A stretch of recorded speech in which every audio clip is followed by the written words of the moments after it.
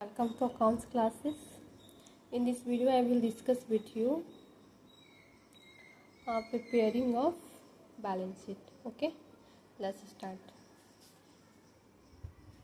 कल इस फॉर्मेट में जो है हम लोग पैराग्राफ्स में यहाँ तक कल डिस्कस कर लिए थे कि कैसे जो है सैंडी डेटर्स और करेंट एसेट्स को जो है लिखते हैं।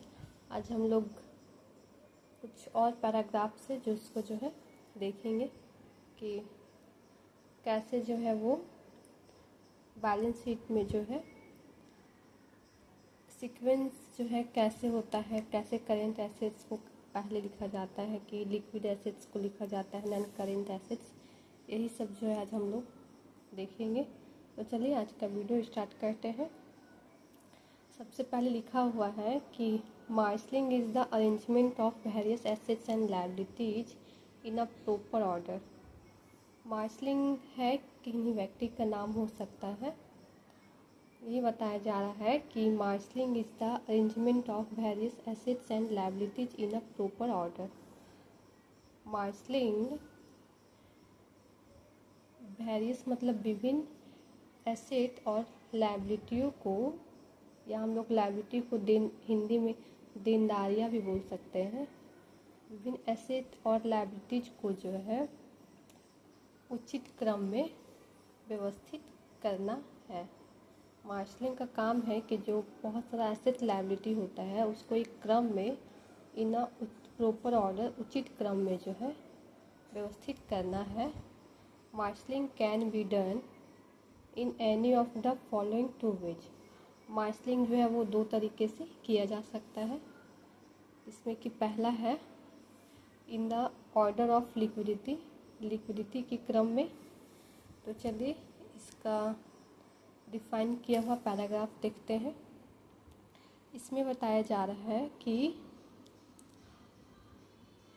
अकॉर्डिंग टू दिस मेथड, इस मेथड के अनुसार an asset which is most easily convertible into cash such as cash in hand. पहले यहाँ तक देखते हैं।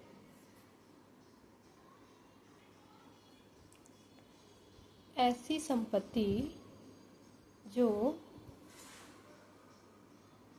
कैश में, इनटू कैश लिखा है ना, जो कैश में यानी नकद में सबसे मोस्ट इजली कन्वर्टिबल, सबसे आसानी से परिवर्तनीय है, जैसे कि cash in hand.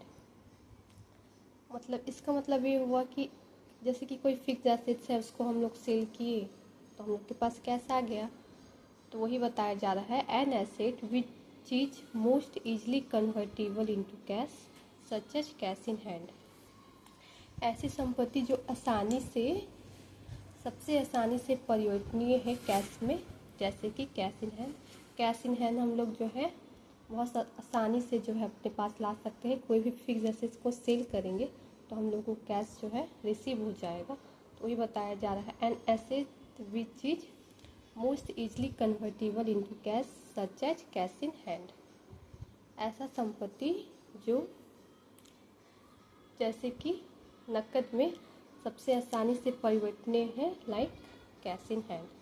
Is written first, जिसको कि हम लोग जब बैलेंस शीट बनाते हैं ना, उसका फॉर्मेट में कैश इन हैंड को सबसे पहले लिखा जाता है। तो ये बता रहा है इज रिटर्न फर्स्ट, पहले लिखा जाता है। ये जब हम लोग फॉर्मेट देखेंगे ना तो और अच्छे से समझ में आएगा। एंड उसके बाद will follow those assets which are comparatively less easily convertible. यहाँ बताया जा रहा है उसके बाद विल फॉलो दोज एसेट्स, उन संपत्तियों, वैसे संपत्ति जिसका अनुसरण किया जाता है, जिनका अनुसरण, जो which are comfortably less easily convertible, जो कम आसानी से, जो तुलनात्मक रूप से कम आसानी से परिवर्तनीय है, उसको जो है उसको फॉलो किया जाएगा। जैसे कि ऐसा संपत्ति जो आसानी से कैश में कंफर्टेबली जो है उसको हम लोग कन्वर्ट नहीं कर सकते हैं। उसके बाद उसमें दिक्कत है उसको कैश में कन्वर्टेबल करने में, सो दैट ताकि the least liquid assets such as goodwill is so last. जो वैसे संपत्ति को जिसको हम लोग आसानी से जो है कैश में परिवर्तन नहीं कर सकते हैं, ताकि द लिस्ट लिक्विड एसेट्स जैसे गुडविल हो सकता है, पेटेंट हो सकता है, सारा लिक्विड एसेट्स में आएगा। वही बताया जा रहा है ताकि the least liquid asset such as goodwill is so last, ताकि कम से कम जो है जो तरल संपत्ति है उसको लास्ट में जो है वो दिखाया जाए। ओके, अब आगे देखते हैं। इन द सेम वे, इसी तरह those liability which are to be paid at the earliest will be return first. अब इसका मतलब ये बताया जा रहा है कि in the same way those liability which are to be paid at the earliest will be return first. वे लायबिलिटीज, या इसको बोल सकते हैं वे देनदारियाँ जो जिसका भुगतान बोल सकते हैं, टू बी पेड जिसका भुगतान जल्द से जल्द करना है, उसे उन्हें जो है पहले लिखा जाए। अब लायबिलिटीज मतलब कि जैसे जिसको हम लोग को पहले पे करना है, तो उसको जो है जब बैलेंस शीट बनाएंगे और लायबिलिटी का जब कॉलम बनाएंगे, तो उसमें जो है जिसको जल्दी पे करना है तो उसको सबसे जल्दी लिखना होगा, और उसके बाद उन्हें जो है लिखा जाएगा। Those liability which are to be paid at the earliest will be return first. वे लायबिलिटीज जिसे जल्द से जल्द जिसका भुगतान जल्द से जल्द करना है, उन्हें जो है पहले लिखा जाए।